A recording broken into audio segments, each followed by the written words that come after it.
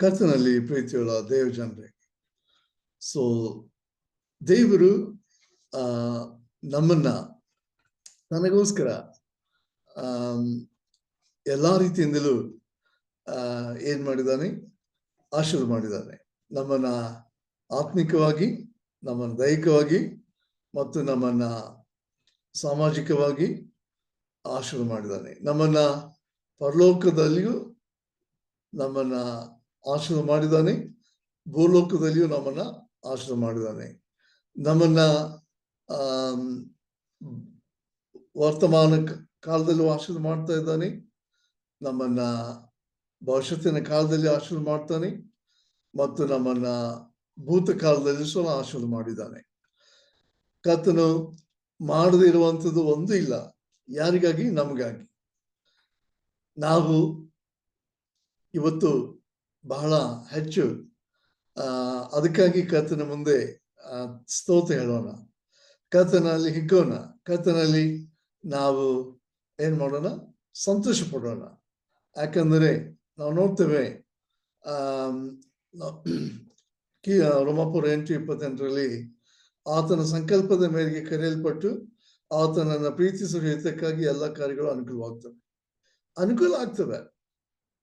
ಎಲ್ಲ ಕಾರ್ಯಗಳು ಯಾವಾಗ ಆತನ ಸಂಕಲ್ಪದ ಮೇರೆಗೆ, ನಮ್ಮ ಸಂಕಲ್ಪ ಅಲ್ಲ, ನಮ್ಮ ಯೋಚನೆ ಅಲ್ಲ, ನಮ್ಮ ಒಂದು ಉದ್ದೇಶ, ನಮ್ಮ ಒಂದು ಯಾವುದೇ ಏನಲ್ಲ ಪ್ರೋಗ್ರಾಮ್ ಅಲ್ಲ, ಆತನ ಸಂಕಲ್ಪ.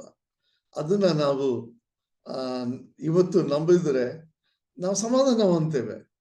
ಹೌದಲ್ಲಪ್ಪ, ಇವತ್ತು ನನಗೆ ಗಲಿಬಿಲಿ ತರೋದಕ್ಕೆ ಬೇರೆ ಎಲ್ಲ ಕಾರಣಗಳುಂಟು, ಆದರೆ ನಾನು ಇವತ್ತು ಝೂಮ್ ಪ್ಲಾಟ್ಫಾರ್ಮ್ ಮೇಲೆ ನಾನು ಪ್ರಾರ್ಥನೆ ಮಾಡಲಿಕ್ಕೆ ಕೂಡಿದ್ದೇನೆ. ನನ್ನೊಂದಿಗೆ ನನ್ನ ಕುಟುಂಬ ಇವತ್ತು ಯಹೋಶುವನ ಹಾಗೆ ದೇವರ ಒಂದು ಸೇವೆಯಲ್ಲಿ ಜೀವಂತವಾಗಿರೋದಕ್ಕಾಗಿ ದೇವರ ಸಂಕಲ್ಪ ಇದೆ ಅಂತೇಳಿ ನಾವು ಸಮಾಧಾನದ ಕೂತ್ಕೊಳ್ಳೋಣ. ಬೇರೆ ಎಲ್ಲ ಆ ವಿಷಯಗಳನ್ನ ಬದಿಗೊತ್ತೋಣ. ಮತ್ತೆ ಅಷ್ಟೇ ಅಲ್ಲದೆ ವಾಕ್ಯ ಇರ್ತದೆ, ಆತನನ್ನ ಪ್ರೀತಿಸೋರು ಅವ್ರಿಗಾಗಿ ದೇವರು ಸಿದ್ಧ ಮಾಡಿದನ್ನ ಕಿವಿ ಕೇಳಲಿಲ್ಲ, ಕಣ್ಣು ಕಾಣಲಿಲ್ಲ, ಮನಸ್ಸು ಊಹಿಸಲಿಲ್ಲ ಅಂತ ಹೇಳ್ತದೆ. ಅದಕ್ಕೆ ನಮಗೆ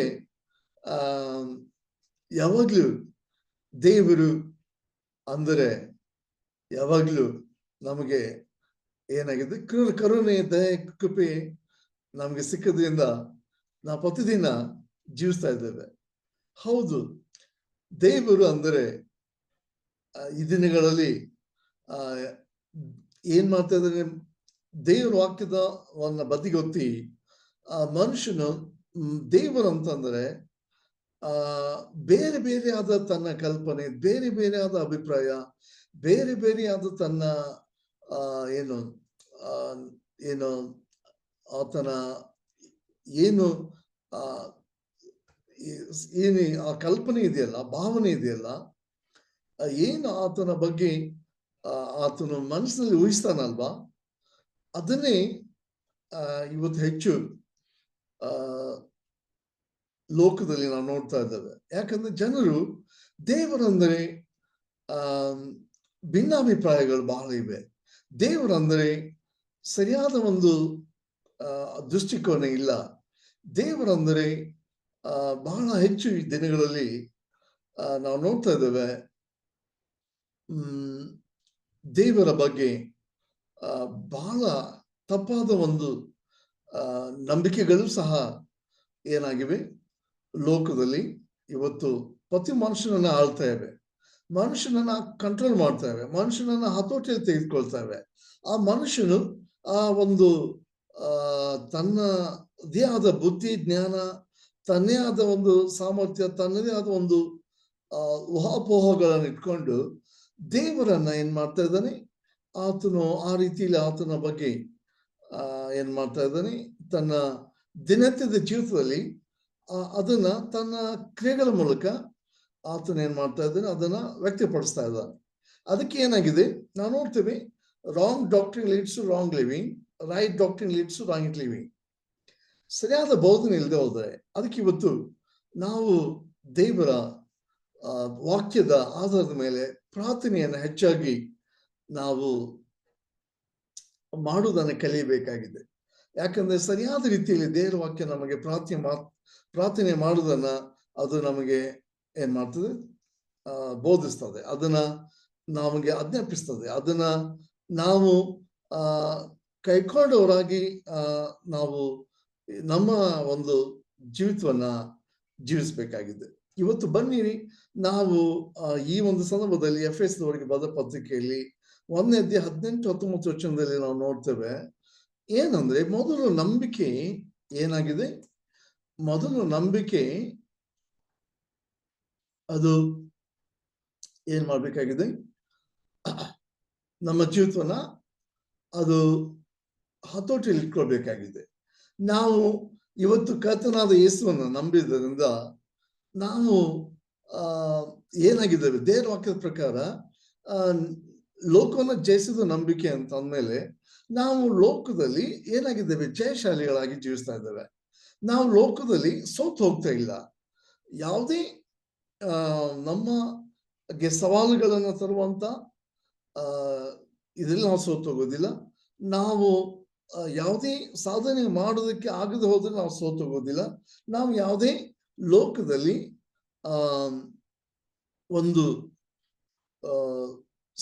ಯಶಸ್ವಿಯಾದ ಜೀವಿತವನ್ನ ಜೀವಿಸದೆ ಹೋದ್ರೆ ಸೋತು ಹೋಗೋದಿಲ್ಲ. ನಂಬಿಕೆ ಇದ್ರೆ ನಮಗೆ ನಂಬಿಕೆ ಏನ್ ಕೊಡ್ತದೆ, ಧೈರ್ಯ ಕೊಡ್ತದೆ. ಯಾಕಂದ್ರೆ ನಮಗೆ ಭಯ ಇರೋದೇ ಇಲ್ಲ. ನಾನು ಸಾಧಿಸ್ಲಿಲ್ಲ ಅಂತ ನನಗೆ ಭಯ ಆಗೋದಿಲ್ಲ, ನಾನು ಯಶಸ್ವಿ ಆಗ್ಲಿಲ್ಲ ಅಂತ ನನಗೆ ಭಯ ಆಗೋದಿಲ್ಲ, ನಾನು ಈ ಲೋಕದಲ್ಲಿ ಏನಾಗೋದಿಲ್ಲ, ನಾನು ಸೋತು ಹೋಗ್ತಾ ಇದ್ದೇನೆ ಅಂತ ನಾನು ಭಯ ಪಡೋದಿಲ್ಲ. ಯಾಕೆ, ನಂಬಿಕೆ ಏನ್ ಮಾಡ್ತದೆ, ಅವುಗಳನ್ನೆಲ್ಲ ನನಗೆ ಏನ್ ಮಾಡ್ತದೆ, ಅವುಗಳಿಗಿಂತಲೂ ಹೆಚ್ಚಿನ ಉತ್ಕೃಷ್ಟವಾದಂತ ಒಂದು ಜೀವಿತವನ್ನ ನನಗೆ ಜೀವಿಸ್ಲಿಕ್ಕೆ ಸಹಾಯ ಮಾಡ್ತದೆ. ಬನ್ನಿರಿ, ನಮ್ಮ ಪೌಲನು ಅಪೊಸ್ತಲನಾಗ್ಲಿಕ್ಕಿಂತ ಮುಂಚೆ ಅವನು ಏನಾಗಿದ್ದ, ಹಿ ವಾಸ್ ಆತನೊಬ್ಬ ಬಹಳ ಕಠೋರ ಮನುಷ್ಯನಾಗಿದ್ದ. ಆತನನ್ನ ಬದಲಾಯಿಸಲಿಕ್ಕೆ ಒಂದು ದೊಡ್ಡ ಏನಾಯ್ತು, ಘಟನೆ ನಡೆದೋಯ್ತು. ಆತನ ಬಗ್ಗೆ ನಾವು ಹೆಚ್ಚು ಅನೇಕ ರೀತಿಯಿಂದ ದೇವರ ವಾಕ್ಯದ ಮೂಲಕ ನಾವು ತಿಳ್ಕೊಂಡು ನಾವು ಆತನ ಬಗ್ಗೆ ಇವತ್ತು ಅಪೊಸ್ತಲ ಪೌಲನ ಬಗ್ಗೆ ನಮಗೆ ಇಷ್ಟೊಂದು ಜೀವಿಸ್ಲಿಕ್ಕೆ, ನಂಬಿಕೆ ಬಲಪಡಿಸ್ಕೊಳ್ಳಿಕ್ಕೆ, ನಂಬಿಕೆಯಲ್ಲಿ ಬೆಳಿಲಿಕ್ಕೆ ನಮಗೆ ಬಹಳ ಆತನ ಪತ್ರಿಕೆಗಳು ಬೈಬಲ್ನಲ್ಲಿ ಪರಿಶುದ್ಧಾತ್ಮ ಪ್ರೇರಿತವಾಗಿ ನಮ್ಗೇನ್ ಕೊಟ್ಟಿವಿ, ಬಹಳ ಪಾಠಗಳನ್ನ, ಬಹಳ ಆತ್ಮೀಯ ಸತ್ಯಾಂಶಗಳನ್ನ, ಬಹಳ ನಮಗೆ ಧೈರ್ಯ ತುಂಬುವಂತ ಒಂದು ವಿಶೇಷವಾದ ಬೋಧನೆಗಳನ್ನ ನಮಗೆ ದೇವರು ಕೊಟ್ಟಿದ್ದಾರೆ. ದೇವರಿಗೆ ಸ್ತೋತ್ರ. ಅದಕ್ಕೆ ಅಪೊಸ್ತಲ ಪೌಲನಿಗೂ ಸಹ ಕರೆ ಬಂದಾಗ ಆತನು ಏನಾಗಿದ್ದ, ಆತನ ಕಣ್ಣು ತೆರೆಯಲ್ಪಟ್ಟಂತ ನೋಡ್ತೀವಿ. ಯಾಕೆ, ಎಂತ ಕಣ್ಣು, ಆತನು ನಿಜವಾಗ್ಲೂ ಕರ್ತನಾದ ಯೇಸುವನ್ನ ನೋಡಿದಾಗ, ಕರ್ತನಾದ ಯೇಸುವನ್ನ ನೋಡ್ಲಿಕ್ಕಾಗದೆ ಅವನ ಕಣ್ಣುಗಳು ಏನಾದ್ರು ಕಾಣದೆ ಬಂಬಾಗಿ ಹೋದವು. ಯಾಕಂದ್ರೆ ಕರ್ತನಾದ ಯೇಸು ಕ್ರಿಸ್ತನ ಆತನನ್ನ ನಾವು ನೋಡ್ತೀವಿ. ಅದನ್ನ ಅಪೊಸ್ತಲ ಕೃತ್ಯಗಳು 26ನೇ ಅಧ್ಯಾಯ ವಚನ 18ರಲ್ಲಿ ಕರ್ತನಾದ ಯೇಸು ಕ್ರಿಸ್ತನ ಆತನನ್ನ ದಮಸ್ಕದ ದಾರಿಯಲ್ಲಿ ತಡೆದು ಆತನಿಗೆ ಏನ್ ಕೊಟ್ಟ, ಆತನು ಇನ್ಮೇಲೆ ಎದಕ್ಕಾಗಿ ಜೀವಿಸ್ಬೇಕಂತ ಅವನಿಗೆ ಏನ್ ಕೊಟ್ಟ, ಒಂದು ವಿಶೇಷವಾದ ಒಂದು ಕರೆಯನ್ನು ಕೊಟ್ಟ. ಅದನ್ನ ನಾವು ನೋಡಿದ್ರೆ ಖಂಡಿತವಾಗಿ ಅಲ್ಲಿ ಪೌಲನ ನಂಬಿಕೆ ಇಡುವಂತ ಜೀವಿತ ಏನಾಯ್ತದೆ, ಅದು ಆತನನ್ನು ಅಪೊಸ್ತಲನಾಗಿ ಮಾಡ್ತದೆ.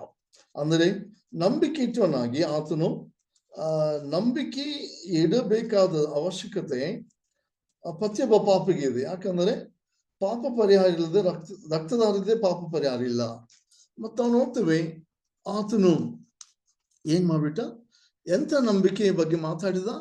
ಆ ನಂಬಿಕೆಯಿಂದ ವಚನ 18ರಲ್ಲಿ ನೋಡ್ತೇವೆ, ಕತ್ತಲೆಯಿಂದ ಬೆಳಕಿಗೆ. ನೋಡಿ, ಈ ನಂಬಿಕೆ ಏನ್ ಮಾಡ್ತದೆ, ಕತ್ತಲೆಯಿಂದ ಬೆಳಕಿಗೆ ಮತ್ತು ಸೈತಾನನ ಅಧಿಕಾರದಿಂದ ದೇವರ ಕಡೆಗೆ ತಿರುಗಿಕೊಂಡು ಮತ್ತು ಯೇಸುವಿನ ನಲ್ಲಿ ನಂಬಿಕೆ ಇಡುವಂತವ್ರಿಗೆ ಏನಾಗ್ತದೆ? ಪಾಪ ಪರಿಹಾರ ಉಂಟು. ಪ್ರಿಯರೇ, ಇವತ್ತು ಕತ್ತಲೆ ಇದ್ದಂತ ಅವಶ್ಯಕತೆ ಇಲ್ಲ. ಇವತ್ತು ಏನು ಅವಶ್ಯಕತೆ ಇದೆ? ಬೆಳಕಿರಬೇಕಾದಂತ ಅವಶ್ಯಕತೆ ಇದೆ. ಈ ಲೋಕದಲ್ಲಿ ಬೆಳಕು ಬಂದರೂ ಲೋಕದಲ್ಲಿ ಜನರು ಬೆಳಕಿಗಿಂತ ಕತ್ತಲೆಯನ್ನು ಹೆಚ್ಚಾಗಿ ಪ್ರೀತಿಸಿದರು. ಅದಕ್ಕೆ ನಾವು ನೋಡ್ತೀವಿ, ಇವತ್ತು ನಮ್ಮಗೋಸ್ಕರ ಕರ್ತನಾದ ಯೇಸು ಕ್ರಿಸ್ತನು ಯಾರನ್ನ ತಡೆದ? ಆ ಒಂದು ಕರ್ತನ ದೇಹವನ್ನ, ಅಂದ್ರೆ ಕರ್ತನಾದ ಯೇಸು ಕ್ರಿಸ್ತನ ನಂಬಿ ಬೆಳಕಿನವ್ರಿಗೆ ಆಜ್ಞೆಪಡಿಸ್ತಾ ಇದ್ದ. ದೇವರ ಕಡೆಗೆ ತಿರುಗಿಕೊಂಡವ್ರನ್ನ ಅಡ್ಡಿಪಡಿಸ್ತಾ ಇದ್ದ. ನಂಬಿಕೆ ಇಟ್ಟವ್ರಿಗೆ ಆತನು ಏನಾಗ್ತಾ ಇದ್ದ? ಹಿಂಸೆ ಕೊಡ್ತಾ ಇದ್ದ. ಅದಕ್ಕೆ ಇದೆಲ್ಲ ಏನಾಗ್ತಾ ಇದೆ? ಲೋಕದಲ್ಲಿ ಇವತ್ತು ಸಹ ನಡೀತಾ ಇದೆ. ಇವತ್ತು ಯಾರು ಏನು ನಂಬಿಕೆಯಿಂದ ದೂರ ಮಾಡ್ಲಿಕ್ಕೆ ಯಾರಿಗಾಗುದಿಲ್ಲ. ಈ ಪ್ರಾಣವನ್ನ ಅವರು ತೆಗಿಬಹುದು, ದೇಹವನ್ನ ಅವರು ಕೊಲ್ಲಬಹುದು. ಆದರೆ ದೇವರ ಪ್ರೀತಿಯಿಂದ ಅಥವಾ ದೇವರು ನಮಗೆ ಕೊಟ್ಟಂತ ಆ ಒಂದು ಏನು ಯಾವಾಗ್ಲೂ ನಾವು ನಿತ್ಯ ಜೀವದ ಪರಲೋಕದ ಮಹಿಮೆಯನ್ನ ನಾವು ಇದೇ ದಿನ ಈ ಲೋಕದಲ್ಲಿ ನಾವು ಪ್ರಯಾಣವನ್ನ ನಮ್ಮ ಜೀವಿತದ ಒಂದು ಅಂತ್ಯ ಆದರೆ ದೇಹಕ್ಕೆ ಸಂಬಂಧಪಟ್ಟಂತ ಅಂತ್ಯ ಅಷ್ಟೇ ಹೊರತು ನಮ್ಮ ಆತ್ಮಕ್ಕೆ, ನಮ್ಮ ಪ್ರಾಣ ಅದರ ಜೀವಿತ ಅದು ಮುಂದುವರಿಯುವಂಥದ್ದಾಗಿದೆ. ಅದಕ್ಕೆ ನಾವು ಪ್ರಾರ್ಥನೆ ಮಾಡಬೇಕಾಗಿದೆ. ಯಾಕೆಂದರೆ ಪೌಲನ ಕಣ್ಣುಗಳು ಯಾವಾಗ ತೆರೆಯಲ್ಪಟ್ಟು? ಹೌದು, ಇವರು ಬೆಳಕಿನವರು. ಯಾಕೆ? ಯೇಸು ಸ್ವಾಮಿ ಲೋಕಕ್ಕೆ ಬೆಳಕು. ಹೌದು, ಯೇಸು ಸ್ವಾಮಿ ಪ್ರೀತಿಸ್ತಾನೆ. ಅದಕ್ಕೆ ದೇವರ ಮಕ್ಕಳು ಪ್ರೀತಿಸ್ತಾರೆ. ಅವರು ವಿರೋಧಿಗಳನ್ನ ವಿರೋಧಿಸುವುದಿಲ್ಲ, ವೈರಿಗಳನ್ನ ದ್ವೇಷಿಸುವುದಿಲ್ಲ, ಅವರು ಹಾಗೆ ಇಟ್ಕೊಳ್ಳೋದಿಲ್ಲ, ಅವರು ಶಪಿಸುವುದಿಲ್ಲ, ಅವರು ಏನ್ ಮಾಡುವುದಿಲ್ಲ, ಲೋಕವನ್ನು ಪ್ರೀತಿಸುವುದಿಲ್ಲ. ಅದಕ್ಕೆ ನಾವು ನೋಡ್ತೇವೆ, ಯೇಸು ಸ್ವಾಮಿಯನ್ನು ಕಂಡುಕೊಂಡಂತ ಪೌಲನು ಯೇಸು ಸ್ವಾಮಿಯನ್ನ ನಂಬಿದವರನ್ನ ಸಹ ಅವನು ಮಾಡ್ತಾನೆ, ಬೇರೆ ದೃಷ್ಟಿಕೋನ ನೋಡ್ತಾನೆ. ಆವಾಗ ಅವನಿಗೆ ದೈಹಿಕ ಕಣ್ಣುಗಳಿಗೆ ಪರೆಯಿಂದ ಕಾಣ್ಲಿಕ್ಕೆ ಆಗದು ಹೋಯ್ತು. ಆದರೆ ಅವನು ಅನನೀಯನ ಮನೆಗೆ ಹೋದಾಗ ಅಲ್ಲಿ ಪ್ರಾರ್ಥನೆ ಮಾಡಿದ್ರೆ ಅವನ ಕಣ್ಣು ಪರೆಗಳು ತೆರೆಯಲ್ಪಟ್ಟು. ಅದಕ್ಕೆ ಪೌಲನು ಯಾವಾಗ ಅವನು ಕಣ್ಣು ತೆರೆಯಲ್ಪಟ್ಟಾಗ ಅವನು ಏನ್ ಮಾಡ್ಲಿಕ್ಕೆ ಆತನನ್ನ ಕರ್ತನು ಏನ್ ಮಾಡ್ಬೇಕಂತ? ಅನೇಕರಿಗೆ ಕಣ್ಣುಗಳು ಬರಬೇಕು, ಕಣ್ಣುಗಳು ತೆರೆಯಲ್ಪಡಬೇಕು ಎಂಬುದಾಗಿ ನೀನು ಹೋಗಿ ಏನ್ ಮಾಡು? ನಂಬಿಕೆ ವಿಷಯವಾಗಿ ಏನ್ ಮಾಡು? ಮಾತನಾಡು. ದೇವರ ಕಡೆಗೆ ತಿರ್ಕೊಳ್ಳುವಂತ ಪಾಪದ ಪರಿಹಾರವನ್ನ ಸಾರುವಂತ ಸುವಾರ್ತೆಯನ್ನ ಸಾರುವಂತ ಕಳುಹಿಸ್ತಾನೆ. ಹೌದು, ಅದಕ್ಕೋಸ್ಕರವೇ ಇವತ್ತು ನಾವು ಏನ್ ಮಾಡ್ಬೇಕಾಗಿದೆ? ನಮ್ಮ ಪ್ರಾರ್ಥನೆ ಏನಾಗಬೇಕಾಗಿದೆ? ಪೌಲನು ಅದಕ್ಕೋಸ್ಕರ ಪ್ರಾರ್ಥನೆ ಮಾಡ್ತಾನೆ. ಅದಕ್ಕೆ ಅವನು ಹೇಳ್ತಾನೆ, ಯಾರು? ದೇವರು ನಮ್ಮ ಮನೋನೇತ್ರಗಳನ್ನ ತೆರೆಯಬೇಕಂತೇಳಿ ಪೌಲನು ಪ್ರಾರ್ಥನೆ ಮಾಡುವಂಥದ್ದು ನಾವು 18 ವರ್ಷದಲ್ಲಿ ನಾವು ನೋಡ್ತೇವೆ. ಮತ್ತೆ ಅಷ್ಟೇ ಅಲ್ಲದೆ ನಾವು ನೋಡ್ತೇವೆ, ಕರ್ತನಾದ ಯೇಸು ಕ್ರಿಸ್ತನ ಮೇಲೆ ನಂಬಿಕೆ ಇಟ್ಟಾಗ ಯೇಸುವಿನ ಗಾಗಿ ಏನ್ ಮಾಡ್ಬೇಕು? ಜೀವಿಸುವಾಗ ಯೇಸು ಸ್ವಾಮಿ ಪ್ರತಿದಿನ ನಂಬಿಕೆ ಇಟ್ಟವರಿಗೆ ಕರ್ತನು ಇವತ್ತು ನನ್ನೊಂದಿಗಿದ್ದಾನೆ, ಕರ್ತನ ವಾಕ್ಯ ನನ್ನ ಜೊತೆ ಮಾತಾಡ್ತದೆ, ಕರ್ತನ ನನ್ನ ಪ್ರಾರ್ಥನೆ ಕೇಳ್ತಾನೆ. ಹೌದು, ಇವತ್ತು ನಾವು ದೇವರೊಂದಿಗೆ ಸಮಾಧಾನವಾಗಿದ್ದೇವೆ, ನಮ್ಮ ಸಹೋದರರೊಂದಿಗೆ ಸಮಾಧಾನವಾಗಿದ್ದೇವೆ, ನಾವು ಕ್ರಿಸ್ತನೊಂದಿಗೆ ಏನಾಗಿದ್ದೇವೆ? ದೇವರೊಂದಿಗೆ ಅನ್ಯೋನ್ಯತೆಯರಾಗಿದ್ದೇವೆ.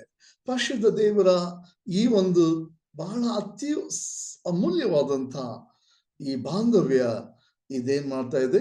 ಇವತ್ತು ನಮಗೆ ಕರ್ತನ ಬರುವಿಕೆಗೋಸ್ಕರ, ಕರ್ತನ ಬರುವಿಕೆ ಹತ್ತಿರವಾಗಿತ್ತು ಅಂತೇಳಿ ನಾವು ಏನ್ ಮಾಡ್ತಾ ಇದ್ದೇವೆ? ನಮ್ಮ ನಂಬಿಕೆ, ನಮ್ಮ ಒಂದು ನಮ್ಮ ಒಂದು ಜೀವಿತವನ್ನ ನಾವು ಏನ್ ಮಾಡ್ತಾ ಇದ್ದೇವೆ, ಇನ್ನು ಹೆಚ್ಚಾಗಿ ನಾವು ದೇವರ ಅನ್ಯೋನ್ಯತೆಯಲ್ಲಿ ನಾವು ಇರಬೇಕಂತೇಳಿ ದೇವರ ವಿಶೇಷವಾದ ಕರೆಗೆ ನಾವು ಕಿವಿಗೊಡ್ತಾ ಇದ್ದೇವೆ. ಅದಕ್ಕೆ ನಾವು ನೋಡ್ತೇವೆ, ಪೌಲನ ನಂಬಿಕೆ ಅವನೇನ್ ಮಾಡ್ತು, ಕರ್ತನನ್ನ ಕಂಡುಕೊಂಡಂತ ಜೀವಿತದ ಮೂಲಕ ಆ ನಂಬಿಕೆ ಲೋಕದಲ್ಲೆಲ್ಲ ಪ್ರಖ್ಯಾತಿಗೆ ಬಂತು. ಹಾಗಾದ್ರೆ ಈ ನಂಬಿಕೆ ಯಾರಲ್ಲಿದೆ ಪ್ರಿಯರೇ? ಈ ನಂಬಿಕೆ ಬಹಳ ವಿಶೇಷವಾಗಿ ಇವತ್ತು ನಾವು ಕಾಮನ್ ಆಗಿ ಕ್ರೈಸ್ತರಲ್ಲಿದೆ ಅಂತ ಹೇಳೋದಕ್ಕಿಂತ ಹೆಚ್ಚಾಗಿ ದೇವರ ವಾಕ್ಯದ ಆಧಾರದ ಮೇಲೆ ನಾವು ಬಿಲೀವರ್ಸ್ ಅಲ್ಲಿದೆ, ವಿಶ್ವಾಸಿಗಳಲ್ಲಿದೆ ಈ ಒಂದು ನಂಬಿಕೆ. ವಿಶ್ವಾಸಿಗಳ ಜೀವಿತ ಅದೆಂತ ಜೀವಿತ ಅಂತ ಜೀವಿತ ಪ್ರಿಯರೇ, ಅದು ನಮ್ಮನ್ನ ಏನ್ ಮಾಡ್ತದೆ, ಅದು ನಮ್ಮನ್ನ ನಿರೀಕ್ಷೆಗೆ ನಡೆಸ್ತದೆ. ಯಾಕಂದ್ರೆ ನಾವು ಈ 18 ವರ್ಷ 2ನೇ ಭಾಗದಲ್ಲಿ ನೋಡಿದ್ರೆ ದೇವರಿಂದ ಕರೆಸಿಕೊಂಡವರಾದ ನಮಗೆ ನಮಗೆ ದೊಡ್ಡ ಪದವಿ ಇದೆ. ಯಾಕಂದ್ರೆ ನಾವು ನೋಡ್ತೇವೆ, ನಾವು ಜೀವದ ಜಯಮಾಲೆಯನ್ನ ನಮಗೆ ದೇವ್ರ ಕರ್ತನು ನಮ್ಗೆ ಕೊಡೋನವನಾಗಿದ್ದಾನೆ, ನಮ್ಮನ್ನ ಪದವಿಗೆ ತರುವಂತವನಾಗಿದ್ದಾನೆ. ಅದಕ್ಕೆ ಈ ದಿನ ನಾವು ನಮ್ಮ ನಿರೀಕ್ಷೆಯನ್ನು ಇಟ್ಕೊಂಡವರಾಗಿ ನಾವೇನ್ ಮಾಡ್ತಾ ಇದ್ದೇವೆ, ಆ ಪದವಿಯನ್ನ ಎದುರು ನೋಡ್ತಾ ಇದ್ದೇವೆ. ಹಾಗಾದರೆ ಇವತ್ತು ನಮ್ಮ ನಂಬಿಕೆ ಇದರ ಮೂಲಕ ನಿರೀಕ್ಷೆಯನ್ನ ನಮಗೆ ಈ ವಾಕ್ಯ ಕೊಡೋದಕ್ಕಿರುವಾಗ ಕೆಲವು ವಿಷಯಗಳನ್ನ ನಾವು ನೋಡಿದ್ರೆ, ವಿಶೇಷವಾಗಿ ಈ ನಂಬಿಕೆ ಆದ್ಮೇಲೆ ನಿರೀಕ್ಷೆ ಅದನ್ನು ಹಿಂಬಾಲಿಸ್ತದೆ. ಹೌದು, ನಂಬಿಕೆ ಹಿಂಬಾಲಿಸುವಾಗ ನಾವು ಬನ್ನಿ, ಪೌಲನಲ್ಲಿ ಇದ್ದಂತ ನಂಬಿಕೆ ಏನ್ ಮಾಡ್ತಾವನನ್ನ ಕ್ರಿಸ್ತನಲ್ಲಿ ಏನ್ ಮಾಡ್ತು, ಆತನು ಏನ್ ಹೇಳ್ದ, ನಾನು ಓಟ ಓಡಿದ್ದೇನೆ, ನನ್ನ ನಂಬಿಕೆಯನ್ನು ಕಾಪಾಡಿಕೊಂಡಿದ್ದೇನೆ, ಈಗ ನನಗೆ ಜೀವೆಂಬ ಕಿರೀಟ ನನಗೆ ಏನಾಗಿದೆ, ಸಿದ್ಧವಾಗಿದೆ ಅಂತ ಹೇಳ್ತಾನೆ. ಹೌದು, ಇವತ್ತು ಪೌಲನು ಆತನ ಹಳಮಡಿಕೆಯಲ್ಲಿ ಧರ್ಮೋಪದೇಶ ಕಾಂಡ ಮೋಶೆ ಆಜ್ಞೆಗೆ ಒಳಪಟ್ಟವನು, ಹೊಸ ಒಡಂಬಡಿಕೆ ಮೂಲಕ ಕ್ರಿಸ್ತನಲ್ಲಿ ಕೃಪೆ ಎಂಬ ವಾಗ್ದಾನಕ್ಕೆ ಆತನು ಹಕ್ಕುದಾರನಾದ. ಅದಕ್ಕೆ ನಾವು ನೋಡ್ತೀವಿ, ಆತನೊಂದಿಗೆ ನಾವು ಸಹ ಏನಾಗಿದ್ದೇವೆ, ಕ್ರಿಸ್ತನಲ್ಲಿ ದೈವಿಕವಾದ ನಾವು ನೂತನ ಜೀವಿತವನ್ನ ಧರಿಸಿಕೊಂಡಿದ್ದೇವೆ. ಮತ್ತು ನಾವು ನೋಡ್ತೇವೆ, 2ನೇ ಅಧ್ಯಾಯ 12ನೇ ವಚನದಲ್ಲಿ ನಾವು ನೋಡ್ತೇವೆ, ನೀವು ಇದನ್ನ ಬಹಳ ಮುಖ್ಯವಾಗಿ ಕೇಳುವಂಥದ್ದು ಈ ಸಂದರ್ಭದಲ್ಲಿ ಬಹಳ ಮುಖ್ಯ. ನಾವು ಪೂರ್ವಕಾಲದಲ್ಲಿ ಕ್ರಿಸ್ತನನ್ನು ಸೇವದವರಾಗಿದ್ದೆವು, ಸೇರಲಿಲ್ಲ. ನಾವು ಇಸ್ರಾಯೇಲ್ ಹಕ್ಕಿನಲ್ಲಿ ಪಾಲಿಲ್ಲದವರಾಗಿದ್ದೆವು. ಅಬ್ರಾಹ್ಮನಿಗೆ ಉಂಟಾದ ವಾಗ್ದಾನಕ್ಕೆ ಸಂಬಂಧವಾದ ಒಡಂಬಡಿಕೆಗಳಲ್ಲಿ ಸೇರದವರು ಆಗಿದ್ದೆವು. ಈ ಲೋಕದಲ್ಲಿ ಯಾವ ನಿರೀಕ್ಷೆ ಇಲ್ಲದವರು, ದೇವರ ನಡೆಯದವರು ಆಗಿದ್ದೇವೆಂದು ಜ್ಞಾಪಕ ಮಾಡಿಕೊಳ್ಳಿರಿ. ಅದಕ್ಕೆ ನೋಡ್ತೀವಿ, ಇಲ್ಲಿ ಪೌಲನು ಕ್ರಿಸ್ತನ ಮೂಲಕವಾಗಿ ನಿಜವಾದ ಒಂದು ಜೀವಿತ ಶುರು ಮಾಡಿದ. ಆ ಜೀವಿತ ಆತನನ್ನ ಕಿರೀಟವನ್ನ ಧರಿಸುವಂತ ನಿರೀಕ್ಷೆ ಅವನಿಗೆ ತಂದಿತ್ತು. ಆ ಜೀವಿತ ಅವನಿಗೆ ಸಾಯುವವರೆಗೂ ಅವನಿಗೆ ಸ್ವಾತಿಯನ್ನ ಸಾರಲಿಕ್ಕೆ ಅನೇಕರು ನನ್ನ ಹಾಗೆ ಏನಾಗಬೇಕು, ಕ್ರಿಸ್ತನಲ್ಲಿ ನೂತನ ಮನಸ್ಸು ಹೊಂದ್ಕೊಳ್ಬೇಕು. ಕ್ರಿಸ್ತನಲ್ಲಿ ನೂತನ ಮನೋನೇತೃತ್ವ ತೆರೆಯಲ್ಪಡ್ಬೇಕು. ಕ್ರಿಸ್ತನಲ್ಲಿ ಅವರು ಏನಾಗಬೇಕು, ನಂಬಿಕೆ ಇಟ್ಟವರಾಗಿ ಅವರು ನಿರೀಕ್ಷೆಯವರಾಗಿರ್ಬೇಕಂತ ಹೇಳ್ತಾನೆ. ಈಗ ನಿರೀಕ್ಷೆ ಅಂದ ಕೂಡಲೇ ನಮ್ಮ ಮುಂದೆ ಏನ್ ಬರ್ತದೆ ಗೊತ್ತಾ ಪ್ರಿಯರೇ? ನಾವು ನಿರೀಕ್ಷೆ ಅಂದ್ರೆ ನಾನು ಸಂಡೇ ಇದೆ, ನಾನು ಚರ್ಚ್ಗೆ ಹೋಗೋದು, ನಾನು ಕರ್ತನ ಆಲಿಸೋದು, ನಾನೊಂದು ಒಳ್ಳೆ ಸಭೆಯಲ್ಲಿರೋದು, ಇದೆಲ್ಲ ನಮಗೆ ಬೇಕಾದದ ಅವಶ್ಯಕತೆ ಇದೆ. ಆದರೆ ನಾವು ನೋಡ್ತೇವೆ, ದೇವರು ನಮಗೆ ಏನ್ ಕೊಡ್ತಾ ಇದ್ದಾನೆ ಇಲ್ಲಿ ವಚನ 12ರಲ್ಲಿ 2ನೇ ಅಧ್ಯಾಯ 12ನೇ ವಚನದಲ್ಲಿ ನಾವು ಏನ್ ಮಾಡಬೇಕಿದ್ದೇವೆ, ದೇವರ ಮಕ್ಕಳೊಡನೆ ಒಂದಾಗ್ಲಿಕ್ಕಿದ್ದೇವೆ, ದೇವ ಜನರೊಂದಿಗೆ ಒಂದಾಗ್ಲಿಕ್ಕಿದ್ದೇವೆ. ಯಾಕಂದರೆ ದೇವ ಆದುಕೊಂಡ ಮನುಷ್ಯ ಅಬ್ರಹಾಮನ ವಾಗ್ದಾನ ಏನಾಗಿತ್ತು, ಆತನ ಸಂತತಿಯನ್ನ ಆಶೀರ್ವಾದ ಮಾಡುವಂತ ವಾಗ್ದಾನ. ಅದರ ಮೂಲಕ ನಾವು ಆಶೀರ್ವಾದ ಹೊಂದಿರಾಗಿ. ಅಬ್ರಾಮನು ನಂಬಿಕೆ ಇಟ್ಟಂತ ಅವನ ನಂಬಿಕೆ ಅವನು ನೀತಿವಂತ ಮಾಡ್ತಾನೆ. ನಾವು ಕ್ರಿಸ್ತನ ನಂಬಿಕೆ ಇಟ್ಟಿದ್ದ ನಾವು ನೀತಿವಂತರಾಗಿದ್ದೇವೆ. ಮತ್ತು ನಾವು ನೋಡ್ತೇವೆ ಅಬ್ರಾಮನ ಮೂಲಕ ದೇವರು ನಿಜವಾಗ್ಲೂ ಈ ಒಂದು ಲೋಕದಲ್ಲಿ ಏನಂತಾರೆ, ಅಬ್ರಾಮನ ಮೂಲಕ ವಾಗ್ದಾನ ಮಾಡಿದಂತ ಏನು, ನೀನು ಕಾಲಿಡುವ ದೇಶವನ್ನು ನೀನು ಕೊಡ್ತೀನಿ, ಅದು ನಿನ್ನ ಸಂತತಿಗೆ ಶಾಶ್ವತವಾದ ಒಂದೇನಾಗಿತ್ತು ಸ್ವಾಸ್ಥ್ಯವಾಗ್ತದೆ ಅಂತ ಹೇಳ್ತಾನೆ. ಅದು ನಿಜವಾಗ್ಲೂ ಬರುವಂತ ದೇವ ರಾಜ್ಯದಲ್ಲಿ 1000 ವರ್ಷಗಳ ಕಾಲ ಕ್ರಿಸ್ತನು ಈ ಲೋಕನ ಆಳುವಾಗ ಅದೇನಾಗ್ಲಿಕ್ಕಿದೆ, ನಮಗೆ ಅಲ್ಲಿ ಸಹ ವಾಗ್ದಾನ ಮಾಡಲ್ಪಟ್ಟದನ್ನ ನಾವು ಕಣ್ಣಾರೆ ಕಿವಿಯಾರೆ ಮನಸಾರೆ ಅದನ್ನ ನೋಡಿ ಅನುಭವಿಸಿ ಅದರ ಆಶೀರ್ವಾದದಿಂದ ನಾವು ಅತ್ಯಮೂಲ್ಯವಾದಂತ ಒಂದು ನಿತ್ಯಕ್ಕೂ ದೇವರ ಮಹಿಮೆಯೊಂದಿಗೆ ನಾವು ಏನಾಗಿ ಹೊರಗಿದ್ದೇವೆ, ನಮ್ಮ ನಿರೀಕ್ಷೆಯನ್ನ ನಾವು ಅನುಭವಿಸುವವರಾಗಿದ್ದೇವೆ. ಈಗ ಈ ತಿಳ್ಕೊಳ್ಬೇಕು ನಾವು, ನನ್ನ ನಿರೀಕ್ಷೆ ಎಂದಿಗೂ ಬರೀ ನಾನು ಏನು ಅದನ್ನ ಇಷ್ಟೇ ಅಂತ ನಾನು ನಿರೀಕ್ಷೆ ಇಟ್ಕೊಳ್ಳದೆ, ನಾವು ನೋಡ್ತೀವಿ ಅದು ನಮ್ಮ ಕಣ್ಣಿಗೂ ಕಾಣದೇ ಇರುವಂಥದ್ದು, ಈಗ ಸದ್ಯಕ್ಕೆ ನಮ್ಮ ಕಿವಿಗೂ ಕೇಳದೇ ಇರುವಂತ ವಿಷಯವಾಗಿರ್ಬೋದು, ಅಥವಾ ನಮ್ಮ ಮನಸ್ಸಿಗೂ ಊಹಿಸ್ಲಿಕ್ಕೆ ಆಗದೆ ಇರುವಂತ ವಿಷಯ ಆಗಿರ್ಬೋದು. ಆದ್ರೆ ಅದು ಬೇಗನೆ ನಮ್ಮ ಕರ್ತನಾದ ಯೇಸು ಕ್ರಿಸ್ತನ ಮೂಲಕ ವಾಗ್ದಾನ ಮಾಡಿದಂತ ವಾಗ್ದಾನ ನಮ್ಮ ಜೀವನದಲ್ಲಿ ನೆರವೇರಲಿಕ್ಕಿದೆ. ದೇವರು ಅದನ್ನ ವಾಗ್ದಾನ ಮಾಡಿದ್ದಾನೆ. ಅದಕ್ಕೆ ನಾವೇನಾಗಿದ್ದೇವೆ, ಈ ವಾಕ್ಯದ ಪ್ರಕಾರ ನಾವು ಅದರಲ್ಲಿ ಹಕ್ಕುದಾರರಾಗಿದ್ದೇವೆ, ಅದರಲ್ಲಿ ನಾವು ಪಾಲುಗಾರಾಗಿದ್ದೇವೆ, ಅದನ್ನ ನಾವು ಹೊಂದುವರಾಗಿದ್ದೇವೆ ಪ್ರಿಯರೇ. ಅದಕ್ಕೋಸ್ಕರ ನಾವು ಈ ಸಮಯದಲ್ಲಿ ಪೌಲನ ನಮಗಾಗಿ ಪ್ರಾರ್ಥನೆ ಮಾಡ್ಲಿಕ್ಕೆ ಇರುವಾಗ ನಾವು ಆ ಪ್ರಾರ್ಥನೆಯನ್ನ ನಾವು ಏನ್ ಮಾಡ್ತಾ ಇದ್ದೇವೆ, ಅದನ್ನ ನಾವು ಕರ್ತನ ಮುಂದೆ ಪೌಲನ ಮಾಯಿ ಮಾಡಿದ ನಮಗಾಗಿ ಮಾಡಿದಕ್ಕಾಗಿ ದೇವರಿಗೆ ಸ್ತೋತ್ರ. ನಾವು ಮಾಡ್ಲಿಕ್ಕಿರುವಾಗ ಇದೇ ಪ್ರಾರ್ಥನೆಯನ್ನ ನಾವು ನಮ್ಮ ಜೀವಿತದ ಮೂಲಕ ಏನಾಗಬೇಕು, ಈ ಪ್ರಾರ್ಥನೆ ಬರುವಂತ ದಿನಗಳಲ್ಲಿ ದೇವಚಂದ್ರಿಗೆ, ವಿಶ್ವಾಸಿಗಳಿಗೆ, ಕ್ರಿಸ್ತನಲ್ಲಿ ಒಂದಾಗಿರುವಂತ ಎಲ್ಲ ನೂತನ ಸೃಷ್ಟಿಗಳಾದಂತ ದೇವರ ಮಕ್ಕಳೊಂದಿಗೆ ಇರಬೇಕಾಗಿದೆ. ಅದಕ್ಕೆ ದೇವರು ಬಹಳ ವಿಶೇಷವಾಗಿ ಪೌಲನನ್ನ ಪ್ರೇರೇಪಿಸುವುದರಿಂದ ಪೌಲನು ಏನ್ ಹೇಳ್ತಾನೆ, ದೇವ ಜನರಿಗೂ ಏನಿದೆ ಅದು ಅವರಿಗೆ ಸ್ವಾಸ್ಥ್ಯವಾದವರು ಅಂತೇಳಿ ಅದನ್ನ ಅವರಿಗಾಗಿ ಏನ್ ಮಾಡ್ಬೇಕಾಗಿದೆ, ದೇವರು ಮಹಿಮೆಯನ್ನ ಕೊಡ್ಲಿಕ್ಕೆ ಬರ್ಲಿಕ್ಕಿರುವಾಗ ಆ ಮಹಿಮೆ ಏನ್ ಬಹಳ ಏನಾಗಿದೆ, ವಿಶೇಷವಾಗಿದೆ.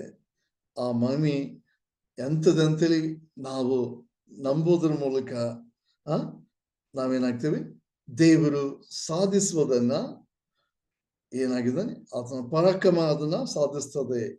ಹೌದು ಪ್ರಿಯರೇ, ದೇವರು ಮೂಲಕವಾಗಿ, ದೇವರಿಂದ ದೇವರಿಗಾಗಿ ಯಾರಿದ್ದಾರೆ, ಕ್ರಿಸ್ತನಲ್ಲಿ ಇರುವಂತ ದೇವರ ಮಕ್ಕಳಿಗೆ ಭೂತಕಾಲ, ವರ್ತಮಾನ ಕಾಲ, ಭವಿಷ್ಯತ್ ಕಾಲದಲ್ಲಿ ಇರುವಾತನು ಮತ್ತು ನಮಗೂ ಸಹ ಆತನ ಇರುವಾತನಾಗಿರುವುದರಿಂದ ಆತನಿಂದ ನಾವೇನಾಗಿದ್ದೇವೆ, ಎಲ್ಲಾ ನಮ್ಮ ಜೀವಿತದಲ್ಲಿ ಆತನಿಂದ ನಾವು ಎಲ್ಲವೂ ಆಗಿದ್ದೇವೆ. ಕ್ರಿಸ್ತನಲ್ಲಿ ಸಮಸ್ತ ಒಂದಾಗುವುದು ಮತ್ತು ಕ್ರಿಸ್ತನಲ್ಲಿ ವಾಗ್ದಾನ ಮಾಡಿದಂತ ವಾಗ್ದಾನಗಳು ನಮ್ಮೆಲ್ಲರಿಗೂ ಸಹ ಸಂಬಂಧಪಟ್ಟಿವೆ. ಅದಕ್ಕಾಗಿ ಕರ್ತನಿಗೆ ಸ್ತೋತ್ರ ಮಾಡಿ ನಾವು ಏನ್ ಮಾಡ್ಬೇಕಾಗಿದೆ, ವಾಗ್ದಾನ ಮಾಡಲ್ಪಟ್ಟಂತ ಪವಿತ್ರಾತ್ಮನು ಏನಾದ ಒಡಂಬಡಿಕೆಯಲ್ಲಿ ಆಜ್ಞೆಗಳನ್ನ ದೇವರು ಕೊಟ್ಟು ಅಬ್ರಾಹ್ಮನಿಗೆ ವಾಗ್ದಾನ ಮಾಡಿದ. ಈಗ ಕ್ರಿಸ್ತನನ್ನು ಕೊಟ್ಟು ಕ್ರಿಸ್ತನಲ್ಲಿ ನಂಬಿಕೆ ಇರುವಂತ ನಮಗೆ ಏನ್ ವಾಗ್ದಾನ ಮಾಡಿದಾನೆ, ಕ್ರಿಸ್ತನ ರಾಜ್ಯ ಅದು ಶಾಶ್ವತವಾಗಿ ಇರುವಂತದ್ರಿಂದ ಆ ಸ್ವಾಸ್ಥ್ಯ ನಮ್ಮದಾಗ್ಲಿಕ್ಕೆ ಮತ್ತು ಆ ಸ್ವಾಸ್ಥ್ಯದ ಮೂಲಕವಾಗಿ ದೇವರಿಗೆ ಮಹಿಮೆ ಆಗ್ತದೆ. ಮತ್ತು ಆ ಮಹಿಮೆಯನ್ನ ನಾವು ನೋಡ್ತೇವೆ ಒಂದಲ್ಲ ಒಂದು ದಿವಸ. ಮತ್ತು ಅಷ್ಟೇ ಅಲ್ಲದೆ ಪರಿಶುದ್ಧಾತ್ಮನು ನಮಗೆ ಏನಾಗಿದ್ದಾನೆ, ಸಹಾಯಕನಾಗಿ ನಮ್ಮೆಲ್ಲರಿಗಾಗಿ ಏನಾಗಿದ್ದಾನೆ, ದೇವರ ನಂಬಿಕೆಯನ್ನ ಕೊಡುವುದರ ಮೂಲಕ ದೇವ ಜನರೊಂದಿಗೆ ನಮ್ಮನ್ನ ಒಟ್ಟಾಗಿ ಕೂಡಿಸೋದ್ರ ಮೂಲಕ ನಮ್ಮನ್ನ ಲೋಕದಲ್ಲಿ ಕಾಯ್ತಾ ಇದ್ದಾನೆ, ನಮ್ಮ ಜೊತೆಗಾರನಾಗಿದ್ದಾನೆ. ನಮ್ಮನ್ನು ಯಾವಾಗಲೂ ವಿಶೇಷವಾಗಿ ನಾನು ಯಾವಾಗಲೂ ಇದನ್ನು ನೆನಪಿ ತನಕ ಸಂತೋಷ ಪಡ್ತೇನೆ. ಏನ್ ಗೊತ್ತಾ, ಪರಿಶುದ್ಧಾತ್ಮನ ಪ್ರೇರೇಪಣೆ ನನಗಿದ್ದರಿಂದ ನಾನು ಸ್ವಾತಿ ಸಾಧ್ತೀನಿ. ಪರಿಶುದ್ಧಾತ್ಮ ನನಗೆ ಸತ್ಯದ ಆಳವಾದ ಸತ್ಯಕ್ಕೆ ನಾನು ನಡೆಸ್ತಾನೆ. ಪರಿಶುದ್ಧಾತ್ಮ ಶೋಧನೆ ಬಂದಾಗ ಪಾಪದಿಂದ ನನ್ನನ್ನು ದೂರ ಬಿಡ್ತಾನೆ. ಪರಿಶುದ್ಧಾತ್ಮ ವಾಗ್ದಾನ ಮಾಡಿದವನು. ಅದಕ್ಕೆ ಈ ಎಲ್ಲಾ ವಾಗ್ದಾನ ಮಾಡಿದಂತ ದೇವರು ಯೋವೇಲನಿಗೆ ವಾಗ್ದಾನ ಮಾಡಿದ ಯೋವೇಲ 2ನೇ ಅಧ್ಯಾಯ 28ನೇ ವಚನದಲ್ಲಿ ಪ್ರಾರ್ಥನೆಯಲ್ಲಿ, ಮತ್ತು ಅದನ್ನ ಆತನು ಮುಂದೆ 1000 ವರ್ಷಗಳ ಆಳ್ವಿಕೆಯಲ್ಲಿ ಅದನ್ನ ಎಲ್ಲಾ ಇಸ್ರಾಯೇಲರ ಒಂದು ಜನಾಂಗದಲ್ಲಿ ಇಡೀ ಲೋಕಕ್ಕೆ ದೇವರು ವಾಗ್ದಾನ ಮಾಡಿದನ್ನ ಅದು ಪರಿಪೂರ್ಣವಾಗುವುದನ್ನ, ಅದು ನೆರವೇರುವುದನ್ನ, ಅದು ಎಂದಿಗೂ ಸಂಬಂಧಪಟ್ಟಂಥದ್ದು ವಾಗ್ದಾನ ಮಾಡಿದ ದೇವರು ಅದನ್ನ ವಾಗ್ದಾನ ನೆರವೇರಿಸುವುದಕ್ಕಿದ್ದಾನೆ. ಅದಕ್ಕೆ ಇಂಥ ಒಂದು ನಿರೀಕ್ಷೆ ಇದ್ದುದರಿಂದ ನಾವು ನಮ್ಮ ದಿನಗಳನ್ನ ಬಹಳ ಹೆಚ್ಚು ನಮ್ಮ ದೇವರ ಬರುವಿಕೆಗಾಗಿ ಇದು ನಮ್ಮನ್ನ ಇನ್ನೂ ಹೆಚ್ಚಾಗಿ ಸಿದ್ಧ ಮಾಡಲಿ, ಇದು ನಮ್ಮನ್ನು ಇನ್ನೂ ಹೆಚ್ಚಾಗಿ ಬಲಪಡಿಸಲಿ.